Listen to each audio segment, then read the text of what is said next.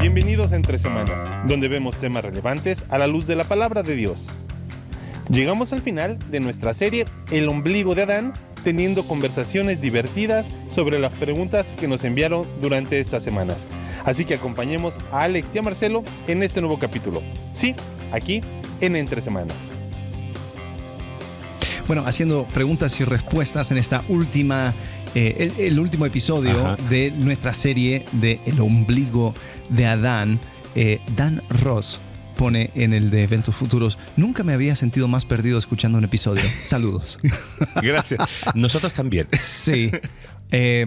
Bueno, pero por eso son conversaciones divertidas, sí. Porque la verdad uno se puede confundir y puede hablar y puede llegar a una cierta conclusión y después cambiarlo y eso no cambia necesariamente las preguntas mayores. Sí. Y creo que se vale poder tener cierta postura, quizás analizarlo, quizás cambiarlo, quizás desecharlo por completo. Y pienso que esta es una invitación a evaluar aquellas cosas que quizás hemos creído por mucho tiempo y saber categorizar.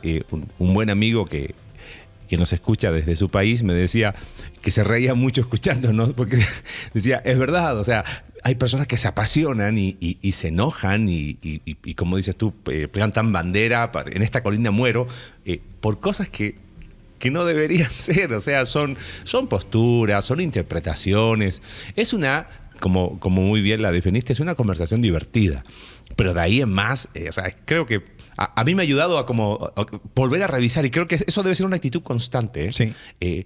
Una revisión constante, porque vamos sumando vamos condicionando, vamos aprendiendo cosas nuevas, vamos desaprendiendo otras, y creo que es una constante estar en esa revisión de a ver qué estoy creyendo, que, como diríamos acá en México, que le estoy echando, parece, más crema a los tacos, que estoy quizás exagerando algunas cosas, o estoy un poquito en esa especulación, yéndome quizás por las ramas, pero hazlo siempre y cuando lo categorices como eso, una conversación divertida y nada más. Sí, y creo que también una idea, digamos, equivocada de la Biblia es lo que también impulsa la mala categorización de estas preguntas divertidas. Porque muchas veces las preguntas que se hace no tienen que ver con la historia mayor de la Escritura. Exacto. Tiene que ver con una duda que yo tengo acerca de algún tema y quiero a fuerzas que la Biblia diga algo acerca de esto. Bueno, partamos con algunas preguntas que nos llegaron, algunas que aparecieron en YouTube, en Spotify. Vamos con la primera. Ok. Dice: ¿los animales tienen alma? Esa quizás entraría dentro de la categoría de lo que tú estabas diciendo, sí. ¿No? Porque partamos diciendo que la Biblia guarda absoluto silencio al respecto, ¿no? Sí. O sea, no hay un texto que diga así. La Escritura dice respecto de los animales que... Bueno, Jesús regresa sobre caballo blanco, así que algún establo de caballos celestiales tienen que haber. Bueno, permíteme, es muy interesante. La paloma que descendió, pues de algún nido salió. Eso del caballo blanco le preguntan a... creo que John MacArthur, lo vi en estos días buscando algo estudiando para estas preguntas, y él explica y da una excelente respuesta, porque él dice, eso es un lenguaje simbólico Ahora, me llama la atención que él diga que es un lenguaje simbólico para alguien que interpreta literalmente Apocalipsis. O sea, está interesante y si bien, bueno, se supone que esto sí es... el concepto es, lo simbólico es evidente en el texto, pero... perfectamente otro podría decir, yo lo interpreto de forma literal. El tema, ya hablamos de Apocalipsis y su género narrativo, ¿no? O sea, su género literario como literatura apocalíptica. Pero algunos usan eso. O sea, bueno, viene en un caballo blanco, entonces, ¿cómo son los establos en el cielo? ¿Cómo? San Pedro se dedicará a mantenerlo limpio. Sí, a lo mejor. El tema, mira, yo creo que ahí es donde tenemos que enfocarnos en la palabra alma. ¿Qué es alma? Porque hay personas, y creo que también esto tiene que ver con el tema de imagen de Dios, donde dicen, no, imagen de Dios es inteligencia, es voluntad y es emoción. Emoción. Sí. Entonces, cuando ven a los elefantes que parece que se ponen tristes con los jueces. ¿Tú sabías eso? Que los elefantes tienen tienen como funerales. No me digas. Sí, se ponen frente a los huesos de un elefante compañero y lo tocan y están alrededor de los huesos y después creo que se van. No es solo de los elefantes, creo que hay otros animales que tienen tipo ritos cuando se muere alguien y hacen ahí algún tipo de... Están ahí...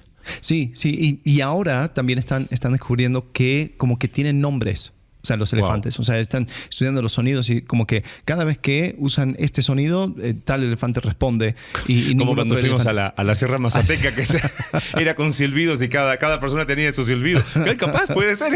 Sí, pero eso, para una persona que tiene una idea de alma o de imagen de Dios, se siente muy amenazado y dice, no, eso es solamente instinto. Y porque en su categoría, solamente los seres humanos tienen inteligencia verdadera, solamente los seres humanos tienen emoción, y eso creo que también tenemos que entender qué es lo que dice la Escritura acerca de eso de imagen de Dios y también el concepto de alma. Creo que buen punto, porque quizás si no definimos bien este concepto, podemos llegar a conclusiones que pueden ser distorsionadas.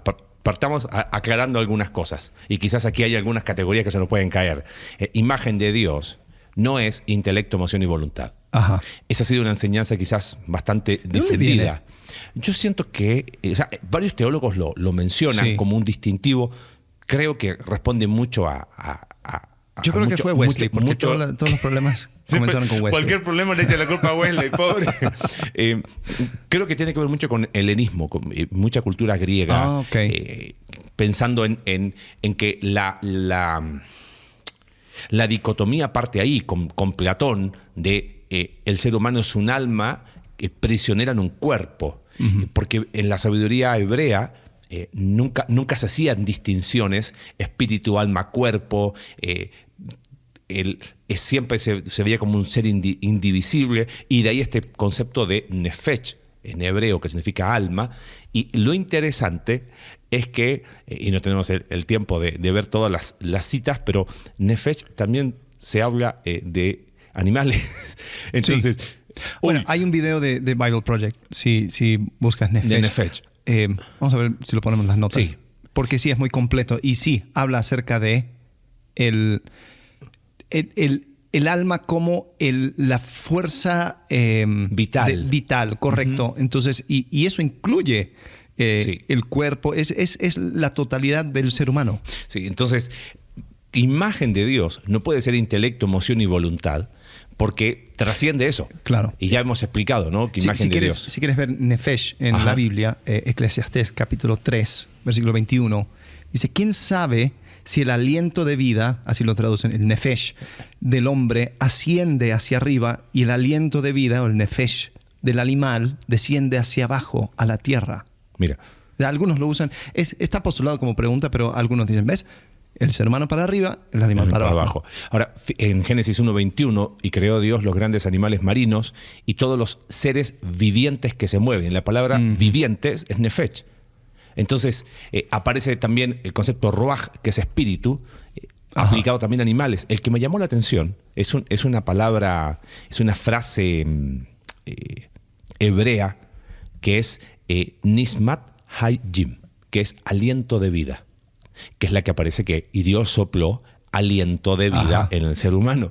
Que a lo mejor es la que se usa en Eclesiastés. Puede ser, pero lo que confieso que no tengo la hebrea frente a mí. Pero lo que me llamó la atención es lo que dice Heiser, y explica que en Génesis 7, verso 21, así murió todo ser viviente que se movía sobre la tierra, las aves, los animales salvajes y domésticos, todo tipo de animal que se arrastraba por el suelo y todo ser humano, pereció todo ser que habitaba la tierra seca y tenía aliento de vida. Entonces él dice, aliento de vida tiene que referirse a todo el grupo precedente, y el grupo precedente es aves, animales salvajes y domésticos y todo tipo de animal que se arrastraba y todo ser humano. Y dice, todos esos perecieron y tenían aliento de vida. Y la palabra es esa expresión, nismat hayim. O sea, no, pero el ser humano tiene el sop, sí, pero está diciendo los animales también. Sí. Entonces, imagen de Dios, porque va mucho más allá de ese concepto de intelecto, emoción y voluntad. Ahora, ¿por qué estamos hablando de eso? Porque si yo defino eso, digo, entonces los animales no. Pero Correcto.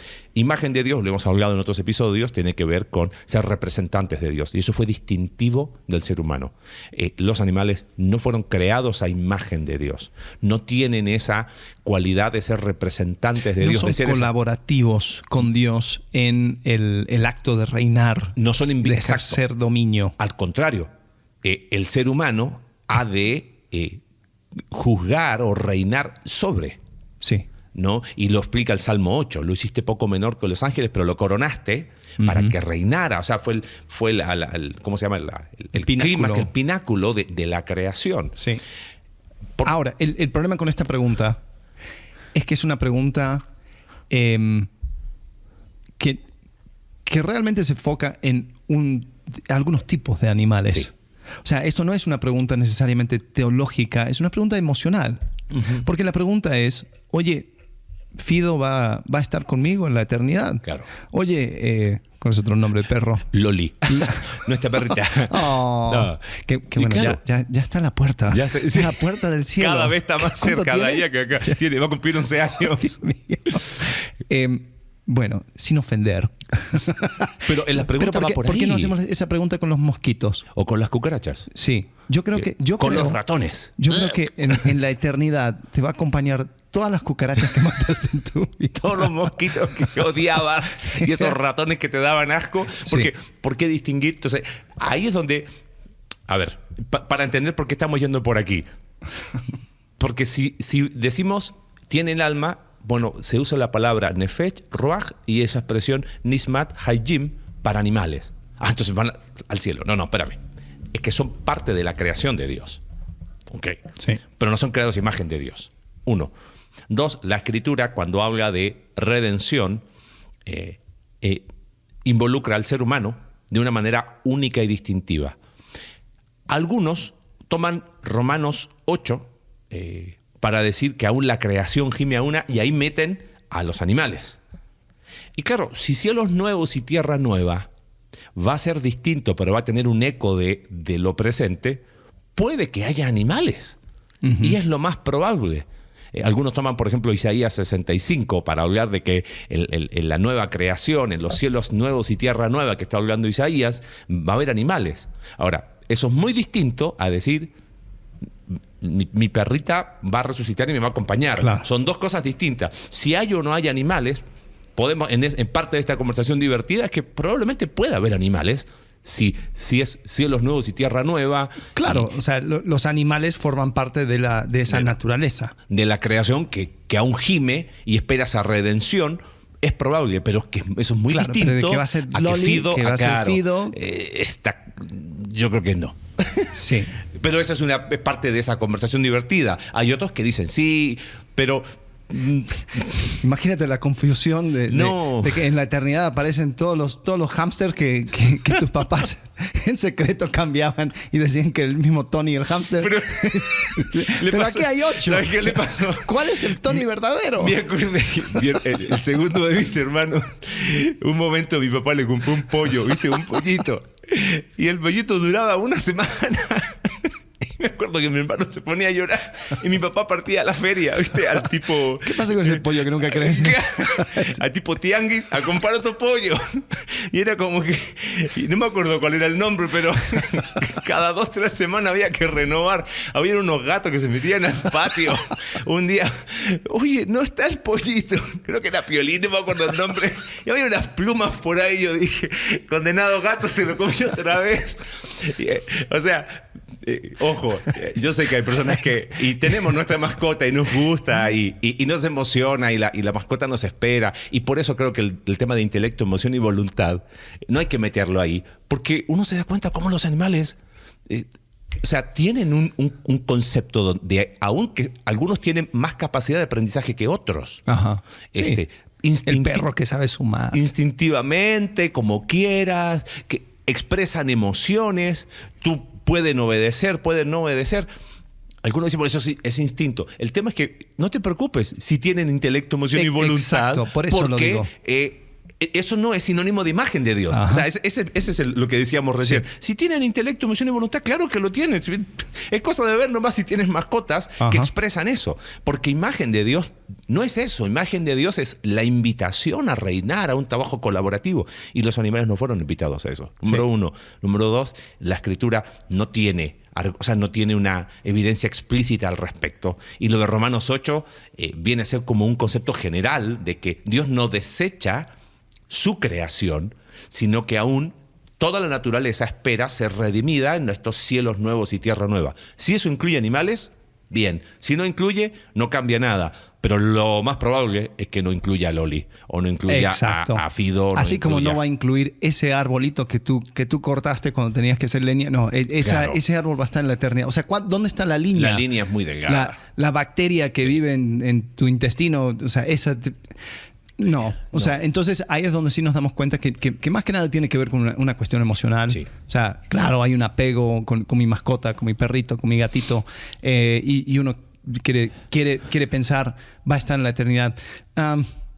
Bueno, yo creo que no. Siguiendo con animales. Nos llegó una pregunta, ¿qué onda con los dinosaurios y si hubo una creación antes de Adán y Eva?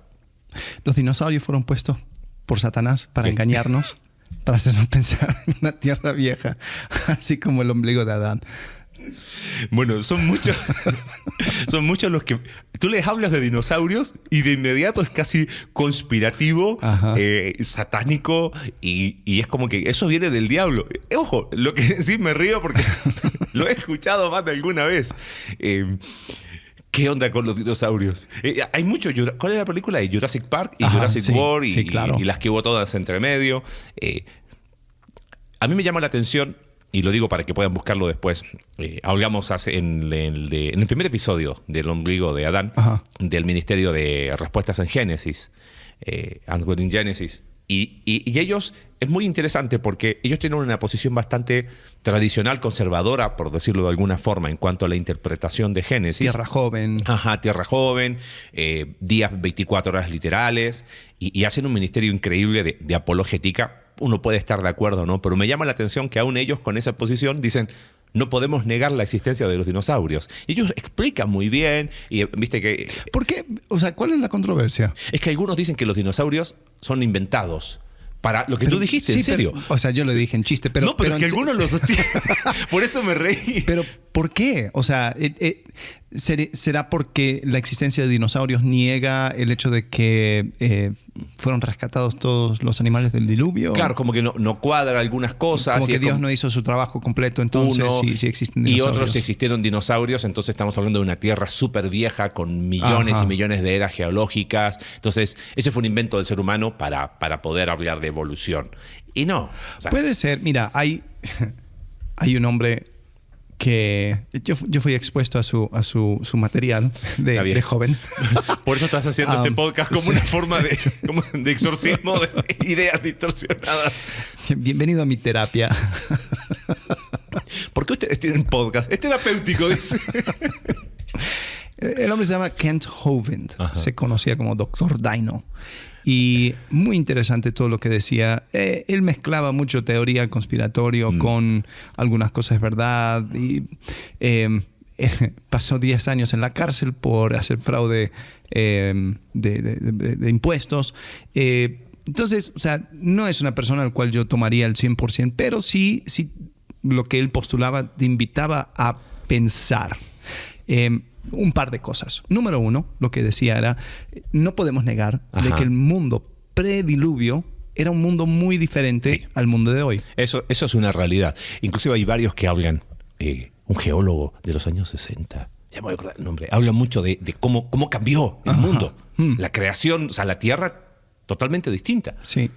Y una de las cosas que postula Hovind es que la capa de ozono era mucho más grueso y lleno de agua. Entonces cuando habla acerca de las ventanas del cielo se abrieron, o sea, está hablando acerca de ese firmamento, esas aguas por encima de las aguas, y dice que eso posiblemente haya creado una super oxigenación en la Tierra de tal forma que ¿Cómo lo llaman esa? Es la terapia de, cámara hiperbárica. Hiperbárica. Entonces dice... Era como si vivir en una cámara hiperbárica. Entonces, como si planeta Tierra hubiera sido una cámara hiperbárica. Eso hace que las heridas sanen súper fácil. Claro. Uno puede correr por mejora. kilómetros y kilómetros los y kilómetros. deportistas usan cámaras hiperbáricas. Correcto. Para mejorar su rendimiento. Sí. Entonces dice, imagínate toda la Tierra así. Y una de las cosas que dice en cuanto a los dinosaurios, por ejemplo, dice, mira sus fosas nasales. Son pequeñitas. O sea, tú ves un gigantosauro, brontosauro, argentinosaurio, y tú te das cuenta de que, o sea, tenía que respirar por esas fosas tan pequeñas. Y dice, eso posiblemente no sería algo que se podría hacer, a no ser que las condiciones de la Tierra hubieran sido diferentes. Nosotros también podemos ver insectos enormes, fósiles de esos insectos enormes, plantas gigantescas, animales que dices, esto no podría existir a no ser que esta Tierra hubiera sido muy, muy, muy diferente. Entonces, yo tengo la puerta abierta a quizás decir, sí fue diferente, no sé cómo fue diferente, claro, pero definitivamente que fue diferente, fue diferente. Entonces, posiblemente los dinosaurios estaban hechos para un mundo prediluvio, sí, y no pudieron...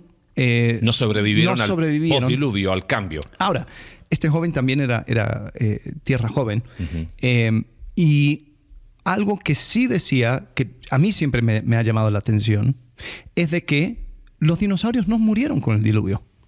Dice, eran menos y eran más difíciles de encontrar. Pero dice, claro que vivieron. Dice, ¿de dónde piensas que viene el concepto de dragón? Claro. Porque en cada cultura...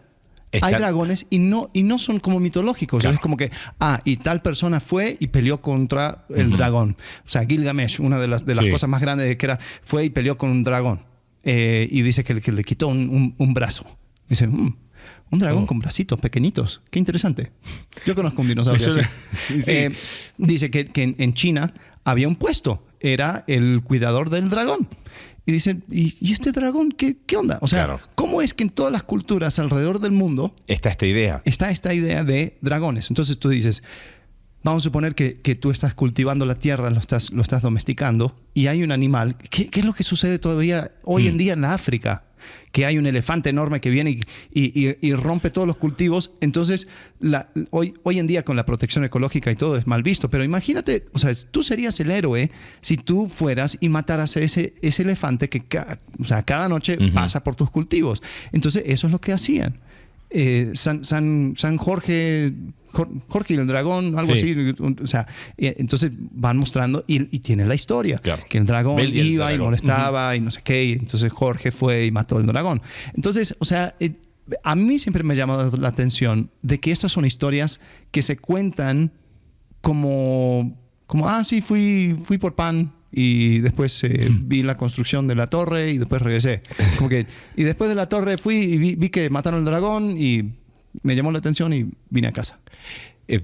Pensando en lo que decías cuando recién dijiste el argentinosaurio, es que es verdad, es el Patagotinan majorum. Sí. Y es, amo a mis amados hermanos argentinos, pero algunos dicen que se lo inventaron para tener el dinosaurio más grande del mundo. No. Pero... quieren ganar. Tú estás ardido porque no existe un chilesaurio. Un chilesaurio. No.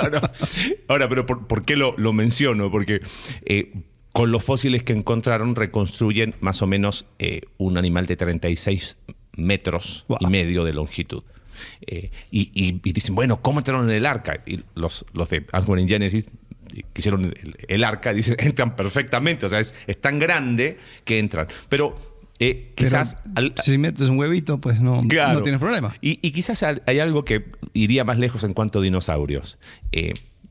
Creo que la escritura, si bien no aparece la palabra dinosaurio, eso no significa que no hayan existido. O sea, la evidencia fósil es ¿cómo se llama? Paleontología. Sí. El tema es de ahí reconstruir un mundo que era de una manera. Ahí donde yo tengo mis como... ¿Cómo? O sea, qué sé yo, veo National Geographic, el mundo de los dinosaurios. Y me reconstruyen un mundo y me explican cómo fue basado en evidencia fósil. Es como que, como que lo tiro mucho de los pelos, ¿viste? Sí. Ahora, a mí siempre me ha llamado la atención. Yo sé que Bible Project y varios otros fuentes escolásticos no lo sostienen. A mí siempre me ha llamado la atención Job 40 con Leviatán y Job 41 con Behemoth. Especialmente Behemoth, porque los de Bible Project han hecho un trabajo muy bueno en postular que Leviatán es el dragón del caos. Sí. Bueno, después también uno tiene que preguntar, ¿y qué marco tenían la gente para hablar acerca de un dragón del caos? O sea, ¿será que había un dragón que andaba dando vueltas de, este es el dragón del caos? No sé, pero Behemoth también siempre me ha llamado la atención porque en Job 41 describe a un animal que su fuerza está en sus entrañas, que tiene una cola como cedro. Entonces dice, no, es un hipopótamo, sí, con su colazo de cedro, ¿no? Y como que no lo pueden explicar. Entonces, algunos también toman a Behemoth como un animal figurativo, así como Leviatán. Entonces, lo meten todo en el mundo de lo simbólico. Sí. Pero no sé. O sea, ahí es donde siempre digo... Igual, da para una conversación igual siempre divertida. estamos de acuerdo con Bible Project porque ellos nos auspician gentilmente. No, pero es válido. O sea, y creo que... Y bueno, los de Respuestas en Génesis hablan de eso, de cómo en la traducción inclusive se fueron tomando, pero hay una cuestión contextual. Quizás hay una representación, como tú dijiste, simbólica de algo, pero esa representación no se la inventaron de la nada. O sea, era... este animal que representa esto en el marco teológico. O sea, por ejemplo, si yo te hablo de un unicornio, ok, sí, ¿qué es un unicornio? No, es un animal fantasioso. Sí, pero ¿qué es? Es un caballo con un cuerno. Entonces, ¿de dónde sacaste esa idea? Bueno, conozco el caballo y me lo imagino con un cuerno. Claro. Entonces, sí, a lo mejor hay cosas de Leviatán donde dices, bueno, es parte fantasioso, pero ¿dónde vino? O sea, pudo haber nacido de un animal acuático, un dinosaurio acuático, lo cual sabemos que existían. Claro. Y pudo haber, Behemoth, en la imaginación colectiva, nacido de un animal quizás enorme como estos que encontramos fósiles. Quizás. Sí. Hay un artículo muy interesante de Aswell in Genesis que lo vamos a colocar aquí porque está... Pero colócalo. Porque sí. ¿Qué realmente sucedió con los dinosaurios? Y ahí explican inclusive lo de Behemoth, Leviatán, y dicen, podría ser y hablan inclusive de que la palabra dinosaurio fue acuñada, creo que por el año 1000, no es muy... Sí, no. Es Dino, que creo que es... Entonces, 1841. Entonces, dice, las traducciones bíblicas están de antes. Entonces, por eso no aparece la palabra, pero quizás el concepto puede estar. Correcto. Y está divertido esto de monstruos, los grandes monstruos. O sea, está en la creación. Dios creó los grandes monstruos marinos. Sí. En día, ¿qué? ¿4? ¿5? Ajá. Entonces, o sea, y eso es lo que a mí me llama la atención, la manera en que lo menciona de manera tan casual. Sí, claro, los monstruos marinos. Sí, los dragones. Claro, porque esa era la palabra que se usaba, dragón. Claro. Dinosaurio es lagarto terrible, o sea, hay una amalgama de latín. Ya puse el link. Vamos a ver que nuestros productores lo puedan colocar en la descripción del episodio. Gracias. Bueno, yo creo que respondimos lo de dinosaurios. Sí. Hubo una creación antes de Adán y Eva. Ahora, hay una manera técnica de responder esto y una manera más abierta para responderlo. Creo que técnicamente, creación antes de Adán y Eva, sí, habían 5 días antes de Adán y Eva. Claro. Algunos hablan acerca de los seres espirituales cuando fueron creados. Son seres creados. No tienen un día necesariamente. Algunos dicen que ellos entran en versículo 1. En el principio Dios creó los cielos y la tierra. Y eso de cielos... en día 3 hace las luces. Sí, la luz. Esto lo tengo súper. Y el sol, la luna... eran venerados como seres espirituales. Y hay mucha correlación, ¿no? Los ejércitos del cielo, las huestes del cielo, las huestes celestiales, todo eso, o sea, se habla de estrellas, y estrellas muchas veces en el lenguaje bíblico era sinónimo con seres espirituales. Claro.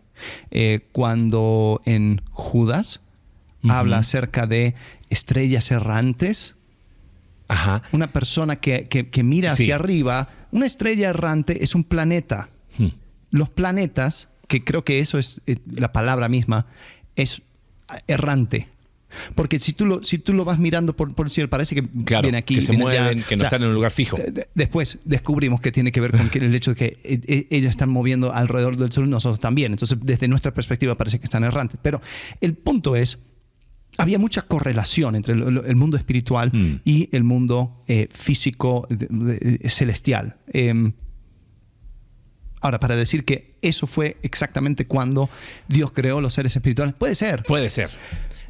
Pero la verdad es que no sabemos. Ahora, hay toda una teoría cabalística, mitológica judía, que habla acerca de una hasta relación que tenía Adán con otra mujer. La primera esposa de Adán. La primera esposa de Adán. O sea, para que se den cuenta hasta dónde llega la mente del ser humano. Entonces los judíos hablan acerca de Lilith.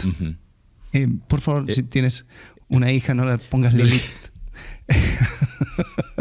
Porque es una demonia babilónica. Sí, es súper interesante meterse en esta idea porque... Perdón si te llamas Lilith. No Lili. No, Lilith. Con T. Okay, Lilith. Porque esta idea surge en los comentarios de la ley. O sea, son los comentarios estaba la tradición oral. Son rabinos de la Edad Media. De la Edad Media. O sea, no estamos hablando de la Biblia o personas que Nehemías leía. Claro, no. Y claro, a ellos no les cuadraba cómo entró el mal. Ajá. Entonces tenemos que buscar la manera que esto haya empezado bien y después Eva fue engañada. Entonces quizás, y ahí meten esta idea de la primera esposa de Adán, que se llama Lilith, Lilith. Y ella ha sido usada aún en la cultura popular como un símbolo de feminismo. Ajá. Porque dicen que Lilith era igual a Adán, no fue sacada de la costilla, sino que fue creada del polvo. Entonces como que Lilith se rebelaba inclusive a tener relaciones con Adán, porque decía, ¿por qué? Si somos iguales. Y es como que no. Y se empezó a teorizar un montón de cosas, inclusive que esa Lilith después... algunos llegaron a decir que la serpiente era la mujer que engañó a Adán y unas distorsiones mitológicas que... Ahora, ¿por qué lo decimos? Porque si viene un líder o un predicador y te dice, no, porque los judíos creían esto. Hay que creerlo. Ajá, no, sí. Mira lo que creían. Sí. Edad Media. Bueno, también... más por las líneas carismáticas, hablan acerca del espíritu de Jezabel. Claro. Hay carismáticos que también invocan mucho a Lilith. Y es como que es el espíritu de la mujer rebelde. Y porque la Biblia habla acerca... Espérate. No, o sea, la Biblia no... O sea, habla del espíritu de Jezabel en un solo lugar, en Apocalipsis. Y lo asocia también con Balaam y con un montón de otras cosas. O sea, la idea es engañaste a las personas a... idolatrarse o hacia el libertinaje sexual. Entonces, de una manera se suma en una persona que es Jezabel. Pero de ahí a decir con nombre y apellido, no, porque el espíritu de Jezabel es así y asá, y que va tras hombres de esta manera y que se representa así. O sea... Conversaciones interesantes, pero ten mucho cuidado al pensar de que esto es bíblico. Claro. O sea, bíblico en el sentido de que lo describe así con tanto detalle como tú lo estás describiendo y eso viene directamente de la Biblia. Porque ahí es donde entran muchas distorsiones. Así que muy bueno. Por favor, no vuelvas a... O sea, si escuchas Lilith de algún predicador, como, ups. Sí, eso es mitología judía. Diríamos acá en México, de Edad aguas. Media. Sí. Ok. Tenemos un par de preguntas más y aceleramos. Dale. Dice, ¿qué pasaría por el lado de la fe cristiana si en algún momento se presentan oficialmente la existencia de una o varias razas alienígenas y con evidencias demuestran que Jesús no resucitó? O sea, que aparezcan. Y aparecen. Ya me imaginé la escena, ¿no? Llegan con toda la evidencia. Está interesante. O sea, a ver, este es el espacio para las conversaciones divertidas. Sí. Bueno, ok. Hay un versículo en Gálatas que dice que si alguien, dice, aún, si un ángel viene dando un evangelio que no sea la que nosotros predicamos, sea anatema. Sí. Y es muy curioso que hay muchas sectas que comenzaron así. Un ser que viene de otro lado para decir, está todo mal, todo lo que ustedes han creído hasta ahora está mal. Pienso, es como que casi Pablo hubiese sabido lo que iba a pasar con los mormones. Por las dudas te tiro Gálatas 1. No, pero, o sea, quizás hasta dónde hay algo ahí propio. Recuerda el alta estima que tenían los judíos, la tradición judía, a los ángeles. Y quizás por eso Pablo inserta este concepto de aún un ángel. Claro, porque recuerda que la ley, según la tradición y según una interpretación de Deuteronomio, la ley fue dada por los ángeles. Entonces es como, aquí estamos hablando de la revelación definitiva de Dios en Cristo, ¿no? Y eso es lo que confirma Hebreos capítulo 1, que Dios, habiendo hablado de muchas formas y de muchas maneras, hoy ha hablado por medio del Hijo. Pero a ver, planteémonos la pregunta. Supongamos que sí llegan. Y aparecen. Sí. Y traen evidencia. Bueno, ahí es donde uno tendría que decir, ok, es tu evidencia contra mi evidencia. Claro. Es tu, o sea, yo ahora te tengo que creer. Tengo que poner fe en que lo que tú me estás diciendo es verdad. Sí. Porque, o sea, si hoy en día, entre nosotros los seres humanos, tenemos inteligencia artificial y videos que pueden ser creados de la nada. O sea, si estamos entrando en este mundo teórico. Claro. Vamos a suponer que una raza alienígena avanzada viene y anda a ver cómo, o sea, las maneras en que pueden crear cosas e inventarlo para convencer a razas inferiores. Entonces ahí es donde tendría que también dudar, decir, a ver, claro. ¿por qué me lo estás diciendo? O sea, tanto interés tienes en nuestro Mesías. Y después, o sea, ¿cómo puedo creer que lo que tú me estás diciendo es verdad? O sea, dice que vienes con pruebas. Claro. Bueno, pero las pruebas, entre comillas, o sea, siempre han sacado pruebas. No, que estos son los huesos de... Y uno tiene que tener un cierto escepticismo. Creo que ahí hay algo clave para esta pregunta y pasar a la siguiente. Con evidencias demuestran que Jesús no resucitó. Puede ser que hay personas que siguen pensando que nuestra fe es un salto al vacío. O es una fe sin evidencia. El libro quizás está un poquito desactualizado en el sentido de que fue escrito hace varios años atrás, pero el concepto me encanta. Evidencia que exige un veredicto de Josh McDowell. A ver, aquí hay evidencia. No estamos hablando de que no la hay. Entonces, como tú bien dijiste, que lleguen los alienígenas con evidencia, bueno, va a ser tu evidencia versus mi evidencia. Porque yo la tengo. Quizás aquí hay un importante, o sea, como dirían ¿te acuerdas el juego en Argentina? Retruco. Quizás una buena pregunta sería, ¿tú crees que hay evidencia de que Jesús resucitó? Porque Pablo decía, yo sé en quién he creído. Y él se encarga, 1 Corintios capítulo 15, de poner toda la evidencia de que Jesucristo resucitó. Y los discípulos fueron capaces de empezar este movimiento increíble porque tenían la evidencia de que Jesucristo había resucitado. Entonces, creo que por ahí, o sea, que vengan. Aquí los esperaremos y haremos un juicio. Una conversación divertida sobre evidencia versus evidencia, ¿no? Sí, y bueno, ok, vamos a seguir esta línea teórica. Y vamos a suponer de que sí, efectivamente, Jesucristo no resucitó. ¿Y ahora? Bueno, la Biblia ya nos dio la solución para eso. En 1 Corintios capítulo 15. Sí. Dice, si Cristo no ha resucitado, vana entonces es vuestra fe, y aún estáis en vuestros pecados. Si Cristo no ha resucitado, entonces sois los más dignos de conmiseración de todos los hombres. Entonces, si Cristo no ha resucitado, tanto tú como yo estamos perdiendo el tiempo, y mejor que nuestra filosofía sea, comamos y bebamos porque mañana moriremos. Entonces, eso es. O sea, básicamente, si hay pruebas innegables, concretas, o sea, o sea, supongamos de que hay una 100% de certeza de que Cristo no resucitó, pues entonces, pobres de nosotros, y vayan y disfruten la vida con total abandono. Punto. Listo, se acabó. Ya. Seguimos. ¿En qué momento de la historia global fue expulsado Satanás del cielo? Si fue antes de la creación, ¿a dónde fue expulsado? o en el inter de los 7 días que ya estaba presente en el Edén. Ok. ¿Hicimos ya un episodio acerca de Satanás? Creo que sí. Sí, cuando hablamos de seres espirituales. Sí. Sí, en la de Sí. mundo sobrenatural. Ajá. El tema de Satanás es que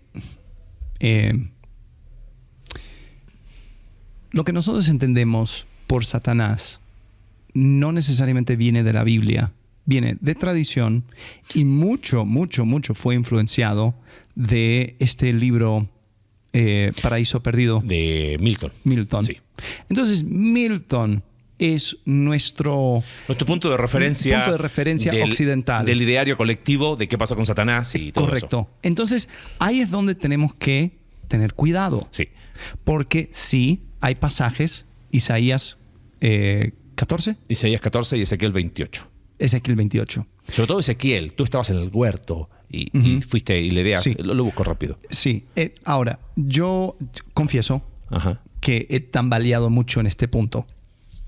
Comencé con la idea miltoniana de que, así como lo describen, ¿no? que él envidió y después Dios lo expulsó, etc. Después fui quizás, cambió el péndulo. Ajá. Y llegué a un punto donde, no, o sea, ¿quién puede saber? ¿Quién sabe? O sea, porque en Ezequiel 28 está hablando acerca del príncipe de Tiro, ¿no? Uh-huh. Y empieza a alegorizar un montón de cosas. En Isaías 14 también está sí. Alegorizando algo acerca de, también Tiro, ¿no? De Babilonia. De Babilonia. Entonces, y en Isaías 12 también hay muchas referencias a ascenderé, subiré. Uh-huh. Y Babilonia, pues el comienzo de Babilonia, una torre, claro, donde querían llegar hasta lo alto. Entonces, decir y personificar esto, es decir, no, esto es Satanás, este es el que estuvo en el jardín. Uh-huh. O sea, hay muchos brincos, digamos, de lógica que tenemos que hacer para unir todas estas historias en una sola persona. Ahora quizás estoy regresando. Influido por, no me hallo. Por Don Michael Heiser, es la verdad. No, bueno, a menos, yo sí, ¿eh? Sí, y también una cosa donde la imaginación no lo digo como algo malo o algo inventado, pero la manera de pensar en el mal, en la maldad, en el tiempo del segundo templo se fue cuajando. Uh-huh. El Antiguo Testamento no vas a escuchar mucho acerca de una figura satánica.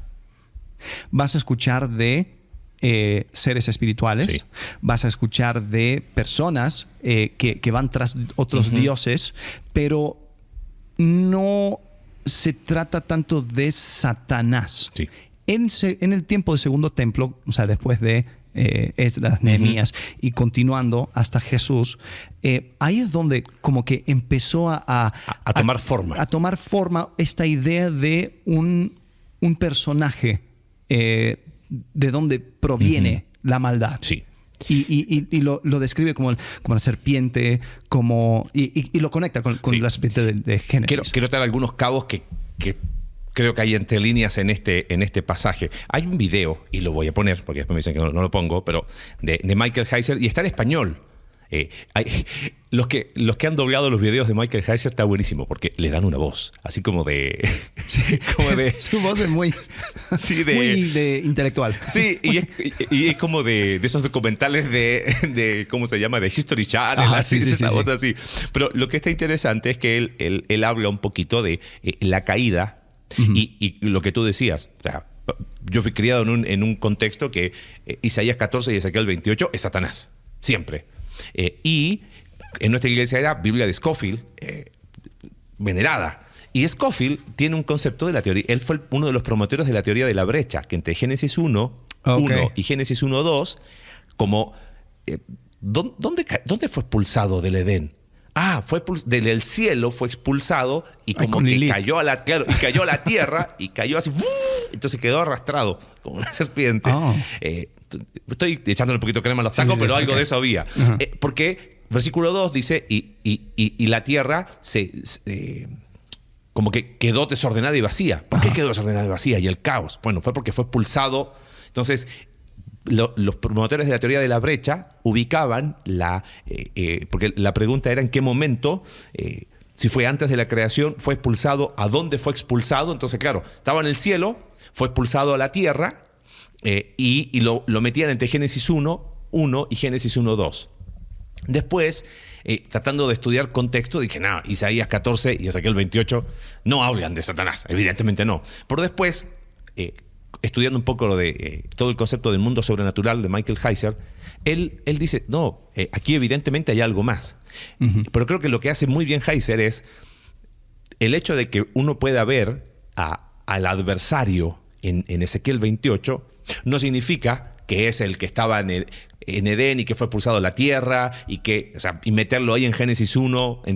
No hay manera, Heiser lo explica, no hay manera lingüísticamente, y no solo él, sino son muchos eruditos que dicen, no hay manera de dividir Génesis 1 y Génesis 1:2. Esto de que la tierra estaba desordenada y vacía. Desordenada y vacía no significa necesariamente que estaba malo, ¿ok? Y no se puede dividir. Tohu vabohu. Claro. Esa sí. Esa te la... Y en otras partes aparecen juntas como juicio, pero aquí no necesariamente se refiere a juicio, porque Génesis 1:1 y 1:2 no hay manera de unir, de separarlo. Hay la letra más pequeñita, vav.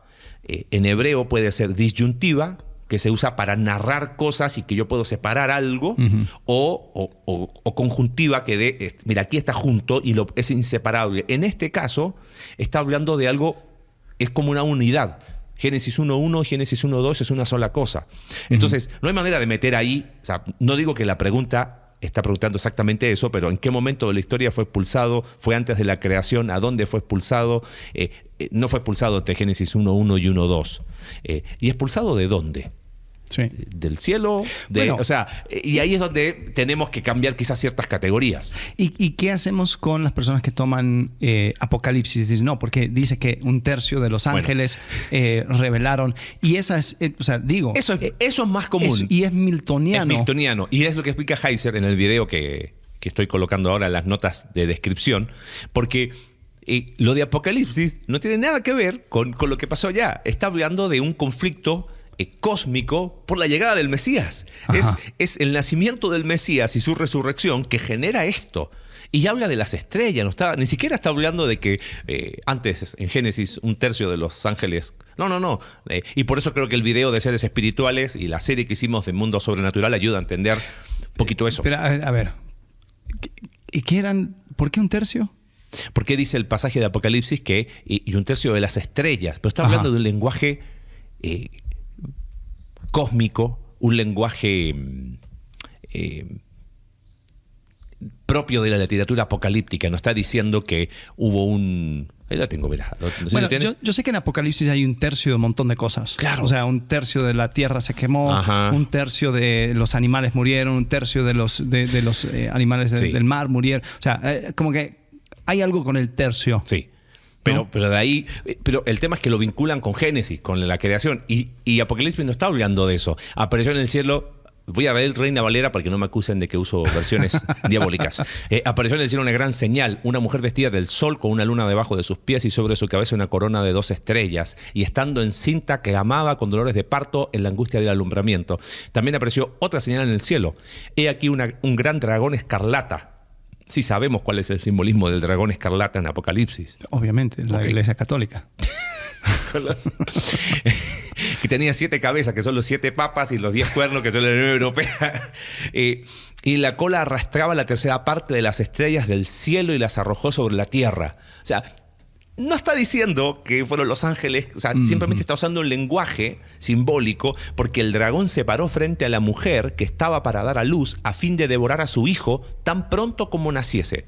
Y ella dio a luz a un hijo varón que regirá con vara de hierro a todas las naciones, y su hijo fue arrebatado para Dios y para su trono. Algunos dicen que este es el anticristo, pero ¿cómo va a ser el anticristo si su hijo fue arrebatado para Dios y para su trono? Ajá.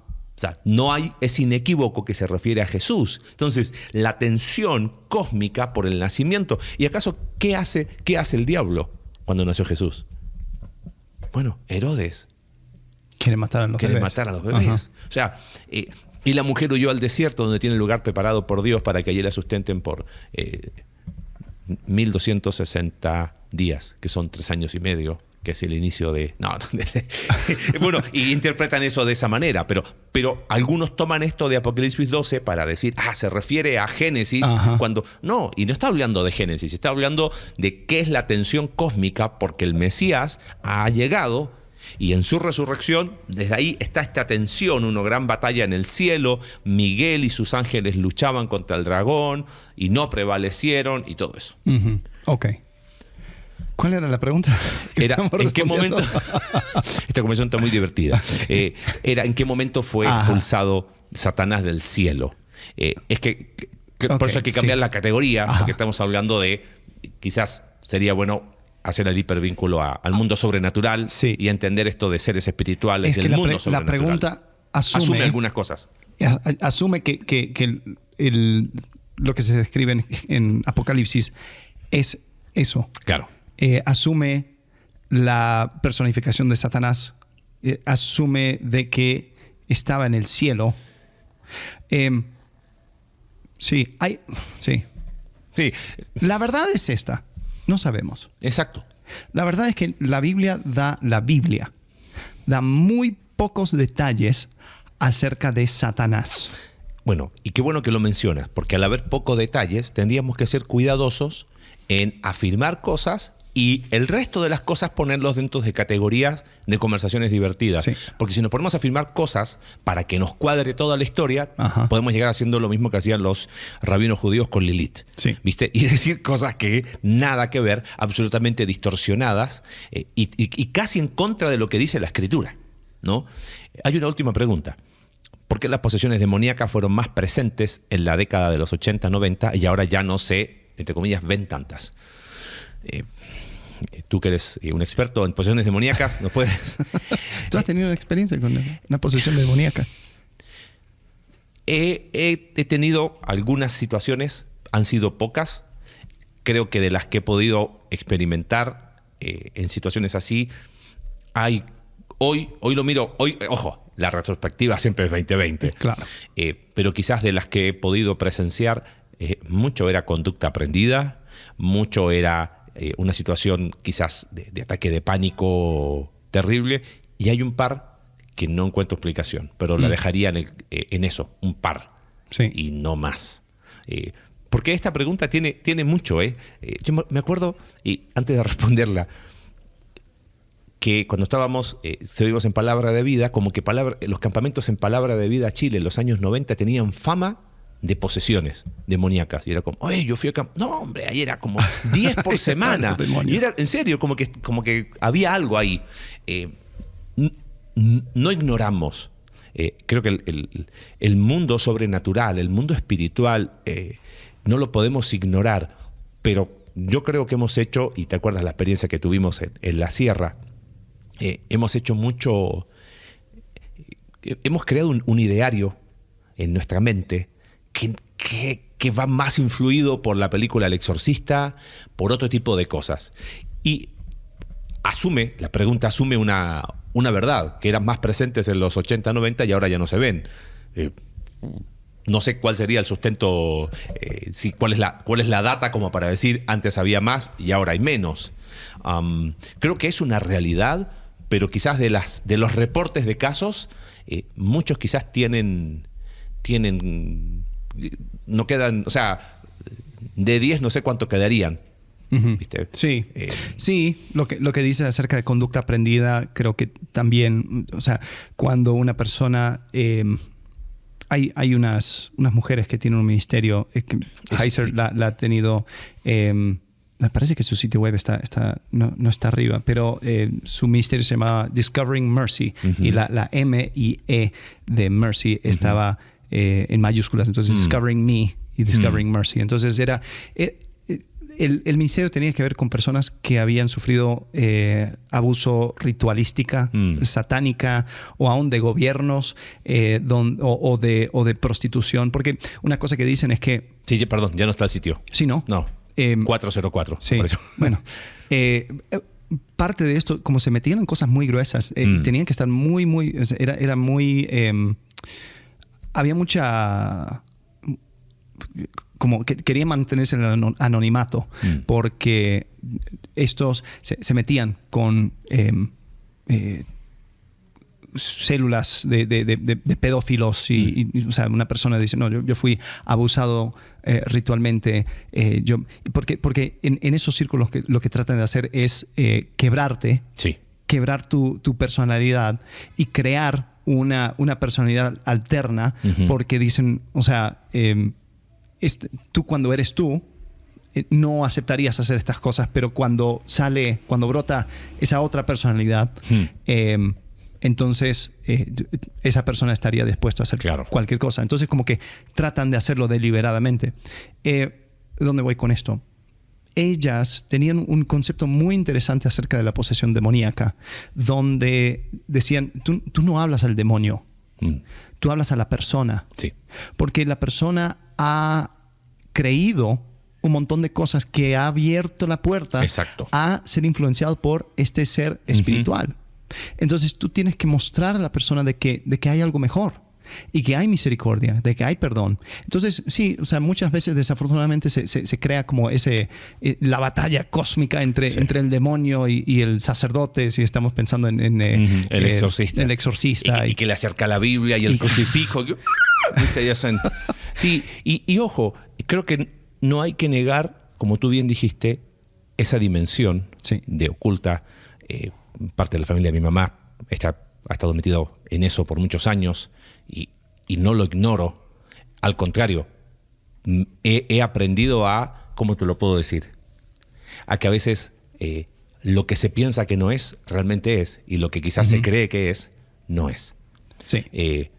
Sin embargo, creo que cuando estuvimos en la sierra tuvimos lo hemos contado en algún momento, pero fue increíble porque era un hombre que tenía una discapacidad mental, que había sido tipo como el loquito del pueblo que se perdía semanas, probablemente había sido abusado, es lo más probable, y que no fue a buscar a su papá porque cada vez que iba alguien a esa zona a predicar pedían que fueran a orar por él, pero que la batalla era dura porque cada vez que oraban él gritaba y era como que golpeaba a las personas. Entonces cuando lo fuimos a ver lo encontramos esposado a una columna en una habitación vacía y fuimos con un médico también, y lo primero que hace este médico fue tocarlo.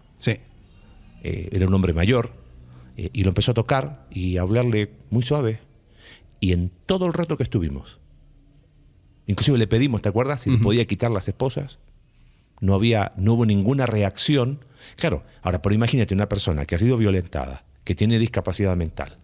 Y que llega alguien con la Biblia. Que llega con la Biblia y le empieza a gritar. ¿Cómo piensas que va a reaccionar? Claro. Entonces, por eso digo, quizás mucho de lo que parece que es, no es. Y a veces lo que pensamos que no es, sí lo es. ¿No? Ahora, volviendo a la pregunta, después de toda la vuelta, quizás hay una cuestión de...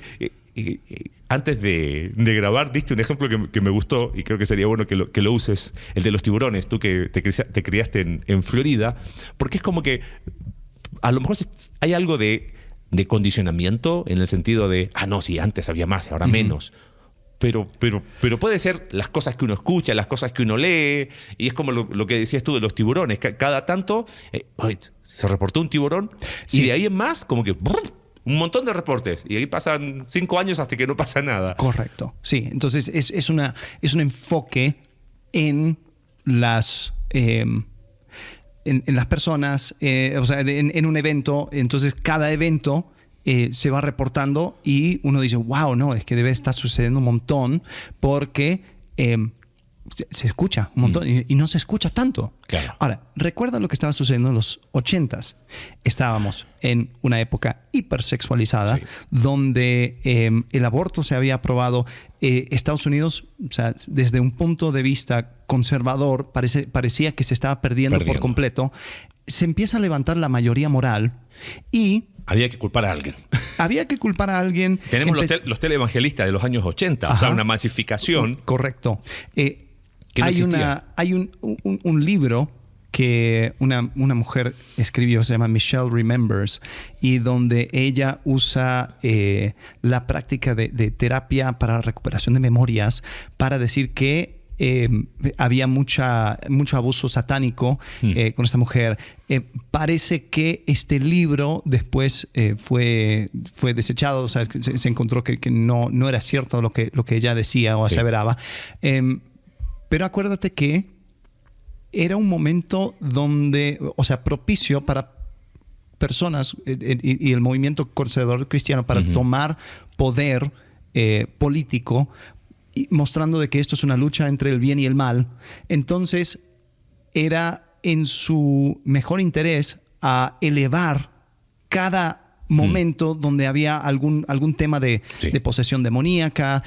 Ahí es también donde empezaron a hablar acerca de los mensajes subliminales en las grabaciones, donde si lo pones al revés, entonces tiene un mensaje demoníaca. Claro. Y de ahí me acuerdo que si estabas metido en esa onda, agarrabas los cassettes, dabas vuelta a la cinta y se escuchaba y que la grabación era en una velocidad de 3.33, pero los mensajes subliminales se grababan al doble. 6.66. Estoy hablando en serio, lo escuché. Y claro, evidentemente hay todo un ¿cómo se llama? Usaste un nombre antes de grabar, como un pánico. Un pánico satánico. Un pánico satánico, ¿no? Sí, ese es el concepto en inglés, ¿no? Entonces, claro, ¿cómo no iba a ser más común en los 80 y 90? Si cualquier cosa que pasaba era la culpa del diablo. Sí. Quizás hoy no, pero todavía sigue habiendo en ciertos círculos que cualquier cosa es ataque del diablo. Y creo que ahí uno necesita abrir los ojos. Si el diablo es un engañador, quizás mucho, parece trabalengua, ¿no? Pero quizás mucho de lo que parece ser no lo es, pero quizás mucho de lo que no creemos que es, sí lo es, ¿no? Y en ese sentido no tenemos que ir con miedo, no tenemos que ir con un crucifijo de madera colgando. Si lo quieres tener porque te gusta, bien, pero si piensas que eso te va a dar cierto poder ante no... solamente si es de madera de olivo. Claro, si no, del Getsemaní. Y creo que hay algo que me gustó mucho, que se lo aprendí a Heiser él tiene un libro de demonios. No está en español, pero si lo pueden encontrar en inglés, está muy bueno. Y él habla de guerra espiritual. Estamos hablando de un hombre que se especializó en el campo del mundo sobrenatural. O sea, si alguien podría explicarnos, y él dice, claro que existe la guerra espiritual, y se hace haciendo discípulos. Pero esa es la verdadera guerra espiritual. Y cuando uno lo ve así, es como que dirían en Chile, qué fome. Fome, como que aburrido. Yo quería hacer guerra espiritual y con mi oración territorial declarar esto, y es como que pensamos que eso es guerra espiritual. Sí. Pero ¿cómo cambia la perspectiva? Porque Jesús dijo, toda autoridad me es dada en los cielos y en la tierra. Vayan y hagan guerra espiritual. Vayan y hagan discípulos a todas las naciones. Ya no una sola nación, es todas las naciones. Y las van a bautizar, van a simbolizar que una vida pasada queda atrás. Cuando uno ve eso como guerra espiritual, sí, ¿sabes qué? Somos conscientes de un mundo que va en contra de Dios, que te desgasta, que el pecado hace estragos y que creemos las mentiras del diablo, pero de ahí quizás a pensar que antes hubo más, hoy hubo menos. No. Sí, no. Muy bien. Bueno, creo que terminamos. Hablando acerca de guerra espiritual, discipulando, a veces las cosas más básicas son las que más cuesta. Sí. La próxima semana vamos a comenzar una serie nueva llamada ¿Cómo leer la Biblia? Entonces hemos hablado acerca de cómo no leer la Biblia, pero queremos pasar un tiempo desmenuzando cómo ataco este gran libro que se llama Biblia y cómo puedo tener una forma de... ¿Por dónde empiezo? Sí. Empieza por Juan. En el principio era el verbo era con Dios y el verbo era Dios. Listo. Prefiero no leer, que no le entiendo. Esperamos sumar un granito de arena, pero anímate, haz tus preguntas, nos ayuda mucho. Gracias por los que nos están apoyando. Hemos sido bendecidos y si quieres ser parte de lo que estamos haciendo, hay proyectos para poder nos han sugerido algunos, oye, ¿por qué no poner por escrito en libritos chiquititos tipo discipulado algunos de estos temas? Digo, pero eso implica recursos. Bueno, si quieres ser parte, ahí en la descripción del episodio. Al final hay un vínculo. Hay un vínculo en la descripción. Puedes hacer clic ahí. Gracias por los que lo hacen. Tía Cristín, muchas gracias. Saludos te mandamos. Muy bien. Una última. Sí. Alguien puso como no fue una pregunta, sino hubo un comentario que me gustó y lo quiero leer. Cuando hicimos el episodio de eventos futuros y tú proyectaste qué iba a pasar, comentaron y dijeron que si eso se hace una película, seguro la veo. Bueno, quizás, amigo, estás equivocado en el rubro. Puede ser. Tengo que hacer el día después de mañana, parte 2. Algo así. Algo así. Estaría interesante. Pero si alguien quiere saber un poco más acerca de esta teoría loca que tengo, busca en Twitter un nombre que ¿qué? Tag, su nombre es usuario. Usuario, gracias. Sun Weatherman, todo en inglés. Sun Weatherman. Ahí lo vas a encontrar en Twitter. Y tiene videos en YouTube y todo. Mira.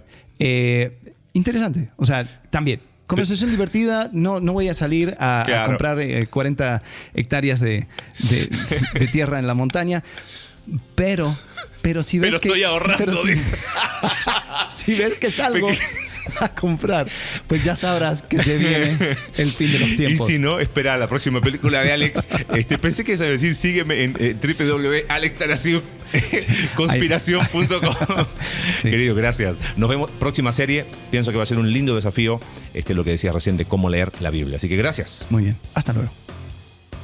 Gracias por acompañarnos en un capítulo más de Entre Semana. Recuerda que puedes seguirnos a través de nuestra página web icv.mx/entresemana y puedes enviarnos tus preguntas a entresemana@icv.mx y en Twitter @entresemanacv. Ayúdanos a difundir este contenido dejándonos tu valoración en tu aplicación de podcast favorita.